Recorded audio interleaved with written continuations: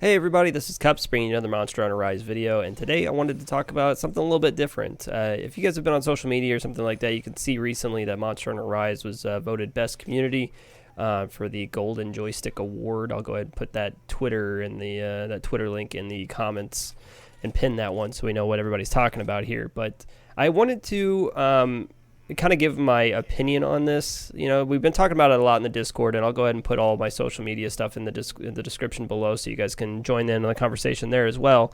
But is the Monster Hunter community really a good one, or is it a bad one, or what's strong about it, what's weak about it? I kind of wanted to give my overall opinion on it. For those of you who don't know me, my name's Cups. I stream on Twitch. I've been playing a lot of Monster Hunter, play a lot of World, play a lot of Iceborne. Haven't played as much Rise, but we'd look to jump back into it whenever PC comes out, as well as whenever Sunbreak comes out there as well. And I'd really love it if you guys would join me there, and I wanted to start making some more stuff here on YouTube and whatnot. But wanted to give my overall opinion on it. As I said before, I've been a content creator for Monster Hunter World, Iceborne, Rise. I've been playing the game since 3U, been playing Monster Hunter since 3U, played 4U, played Generations, didn't play Frontier or MHO or any of the kind of more obscure things, but I feel like I've been around for a while, and I've seen some changes in the community and how we kind of just overall grab our production, like grab our information, I guess I'll say, and just kind of the changes that have happened, especially with the gigantic explosion of popularity that World had. So I feel like I've kind of been around for a while. I will say, though, that a lot of my experience is going to be from, you know, what I've observed on Twitch and other content creators and people that have come into chat, said things on my YouTube channel, and overall discussions I've seen on Twitter and Reddit and various social media platforms. So I'm going to be coming at this from like a content creator, Twitch streamer point of view, and just give you my feelings on that. And I guess I'll go ahead and start off with the good things first. I want to say that overall, I think that Monster Hunter is a very good community. I think it's very positive. It's a good force, especially kind of like the modern landscape of gaming. There's kind of like a lot of negativity that goes around in most communities, and I feel like Monster Hunter is on the right side of that. I feel like overall, we're very welcoming and very polite to new people that are entering into the series. There's, you know, a lot of encouragement, especially when there's streamers that just start playing the game. The one that's sticking out to me right now is, I think his name's Hey Jay, but he did a whole YouTube series on him playing World and Iceborne, and like kind of like his diary of playing through and what he experienced and things like that. And he had a lot of positive feedback from that, and people love to see him kind of tackle each challenge as it goes along and encourage him along the way and give him little tips and stuff like that. I feel like the community, the Monster Hunter community, really shines whenever new people are trying to play the game, because there's a lot of energy around it. There's a lot of information, and the game doesn't really do a good job of explaining how to play it, so it kind of fosters a sense of growth and information sharing between people. Also, you know, overall content creation, I feel like there's really good creators out there like like Eric's and some of the more hardcore players like Deva and Femito and people, the Angbada, people that share like builds and just kind of overall how to tackle monsters and just kind of beginner guides and stuff like that. There's really good information gathering and a good sense of people beginning their journey, and I feel like that's where a lot of the positivity comes from. People are just really excited about Monster Hunter finally getting a little bit of spotlight and how we can kind of further that in the future. So I think that's kind of exactly where we stand off, and just kind of like it being a co-op game, you know, people working together. There's no real leaderboards or anything like that. There's a little bit of a sense of the speedrunning community, but that makes up less than a fraction of a percent of the community. So, and it's not like speedrunning is inherently negative or whatever, but I'm just saying the overall feel of the game is people working together and getting a task done of kind of overwhelming odds against tough monsters and stuff like that. I think it kind of just breeds overall kinship, I guess I'll say. I don't know, but I will say that there's a couple things that I would like to see change in the community, and changes I have seen from the beginning. When I started in 3U, I was playing on the 3DS, and then I transferred my save, little cross save plug there. Since that discussion was just had, you can cross save over to Wii, and the Wii U, and use the gamepad there, and it was an awesome experience. You had a decent flow of players kind of coming in. It was usually just me and one other random guy online, you kind of run across the same people a lot. It was a pretty small community. You could check like some online forums here and there. Nobody really knew much about damage and how it was calculated or what sets to use and things like that. You kind of just picked the things that were the strongest, or that were the, you saw some damage up or that kind of looked the coolest and things like that.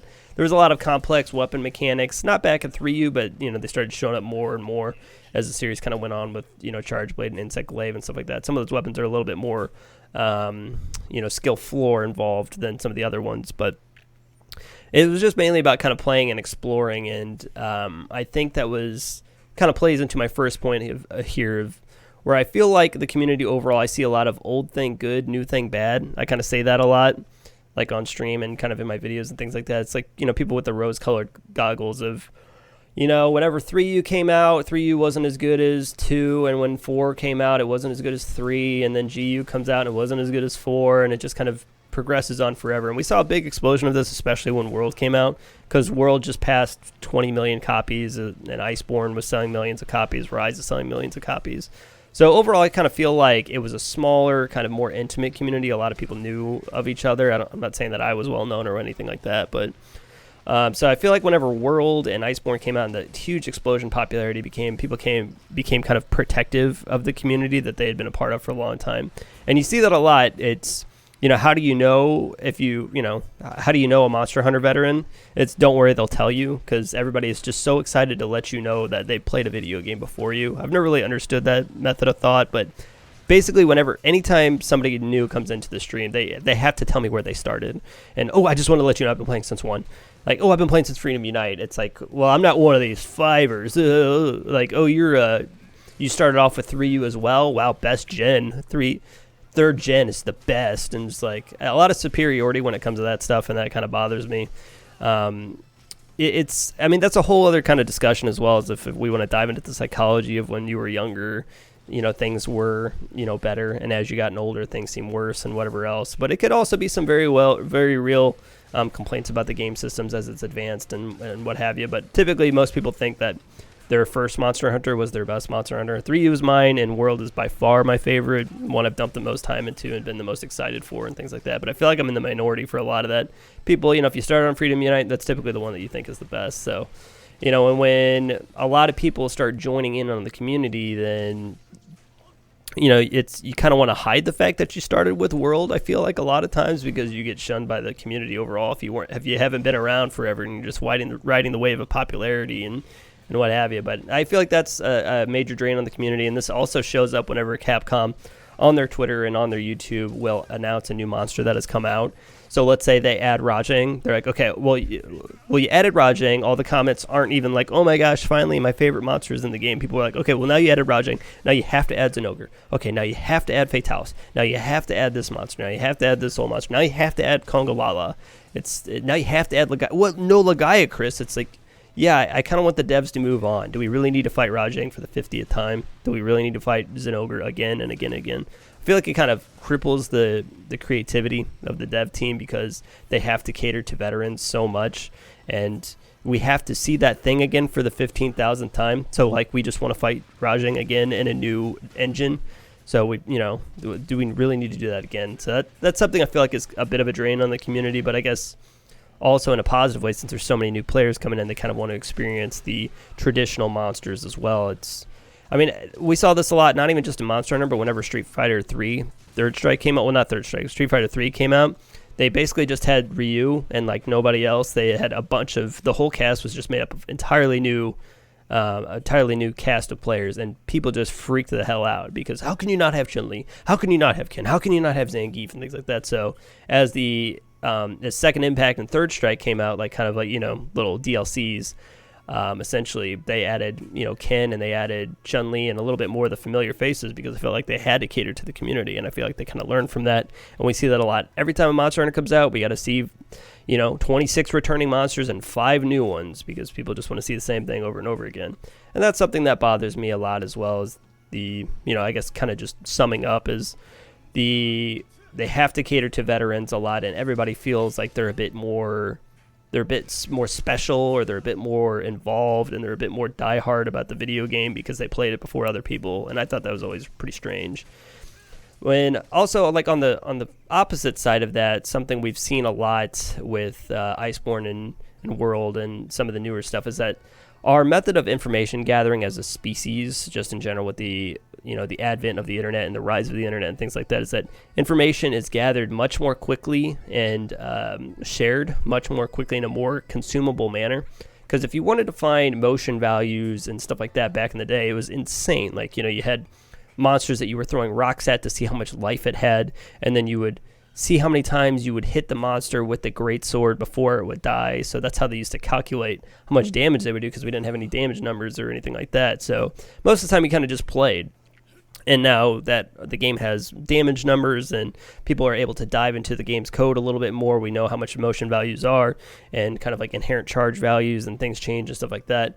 So with information comes, I guess, elitism in some regard. It's, if you don't know everything about the game, then you're not as worthwhile as somebody that knows everything about the game. But then there's also kind of the opposite coin of that. The thing that I mainly wanted to talk about is that if you know, a lot of my friends are speedrunners, like Rainy and Acantorex, Acantopermi, Femito. I see a lot where people are kind of, this is the only community I've been a part of that I've seen this behavior, but I played a lot of Dota, I played a lot of, Smash Brothers, I've played a lot of fighting games and stuff like that over my time. I played a lot of competitive video gaming, and this is the first time I've ever been a part of a community where if you're a strong player, it's seen as like a bit of a negative, like you're seen as like a loser or like a no-lifer, or you're taking the inherent fun out of the game. It's like, if you know things about the game and you're not just experiencing it as a complete new person and hit the suffering, thousands and thousands of times, which if they knew anything about speedrunning, they know that's basically all it is. But it's basically like, if you know things about the game, then you're kind of ruining the magic behind it.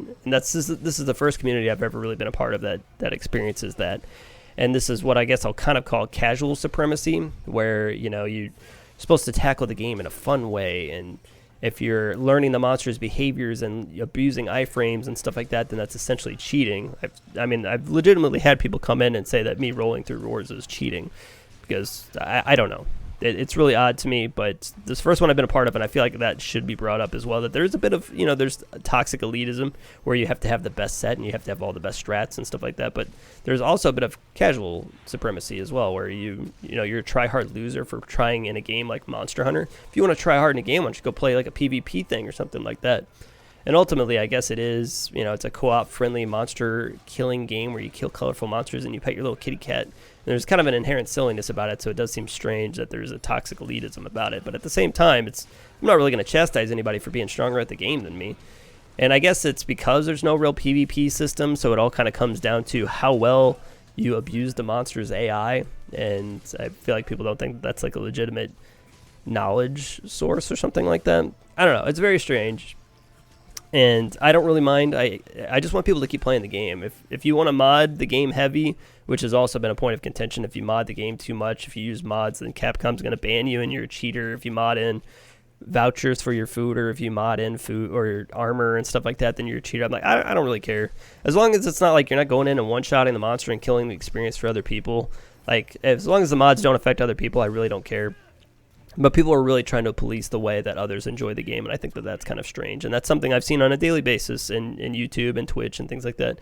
In one of my YouTube videos, I actually had a guy, I recommended that you use Offensive Guard, which makes your damage go up whenever you hit a well-timed guard or a guard point on Charge Blade. And they were saying that Offensive Guard is not good because guard pointing is too hard to keep up all the time. And I'm like, well, it's a 12-second buff, and maybe you just need to practice Charge Blade a little bit more. And I got called out as toxic.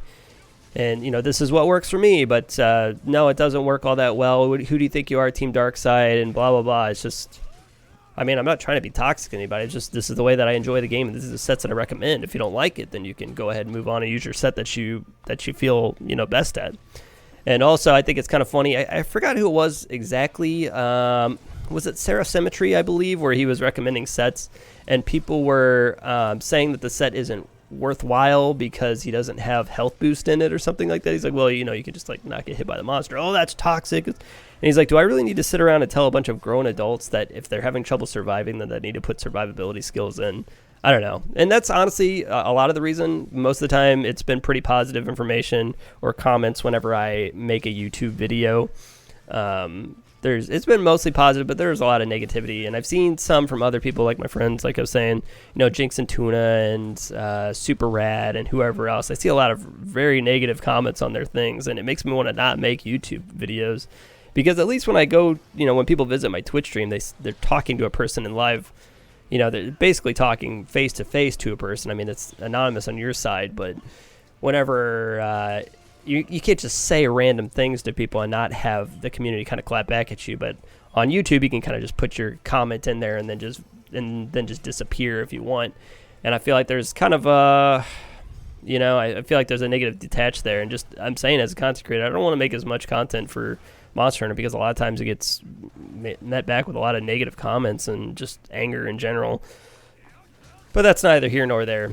And, you know, I'd say like maybe the most negativity I've seen from the community has been on Twitter and a lot of the Twitter conversations. There's complaints coming from all angles about everything all the time, about the art design, about the gameplay flow, about DLC that doesn't affect the game in any way, and, you know, Rise's partnership with Nintendo and how that's, you know, Capcom moving to PC and things like that. If you keep your eyes open enough on like Twitter and Reddit and stuff like that, there's a lot of negativity that kind of goes around.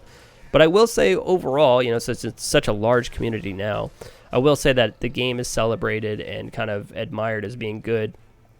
And even if people don't understand the game for what it is and aren't super into the mechanics of the game and things like that, if you get kind of like your random Joe Schmoes, even if they don't like it, they still respect it. And I know since everybody's kind of been talking about Asmongold and Rich Campbell and things like that since the Final Fantasy XIV kind of explosion has happened, they've mentioned a couple times that they want to play Monster Hunter, but they will not play Monster Hunter on stream because of how much backseating the community does and how snooty, I guess, the community is. They 100% would not play that game on stream. And I know Clint Stevens, who's a content creator that I like a lot, said that he did not really enjoy playing Monster Hunter on stream just because the amount of backseating and insulting that he kind of got and things like that. So I don't know if that comes from people that are inside the community or whatnot, but I know that there's some places that we can improve, even though overall I feel like it's a very positive experience. And I guess from, you know, my point of view, that's something that I can kind of add to the community, is trying to be positive, enjoying the game that you want, you know, enjoy the game in the way that you want, and just provide people information and let them kind of decide what they want to do from there. And I feel like overall, if you want to welcome more people to the community, you should try to do your best, put your best foot forward, and try to be the change that you want to see. But that's honestly, I guess that's it. That's about as much. I wanted to get on and I want to play the game again. It's been a long time since I played, and I had the itch since they've been mentioning Sunbreak, and I wanted to get in and play some Insect Glaive. But if you guys want to see some more Monster Hunter stuff from me in the future, just let me know in the comments below. Join in the discussion, weigh in, let me know what you think. All my socials will be in the description as well. We have a couple little merchandise things. I have an SAED shirt that's really, really sick that my buddy Robbie designed. And we'll try to get some more merch up for Monster Hunter and stuff like that as well. But we're really excited for Rise, really excited for Sunbreak, and let's do our best to keep moving forward. So have a good day, and I'll see you next time.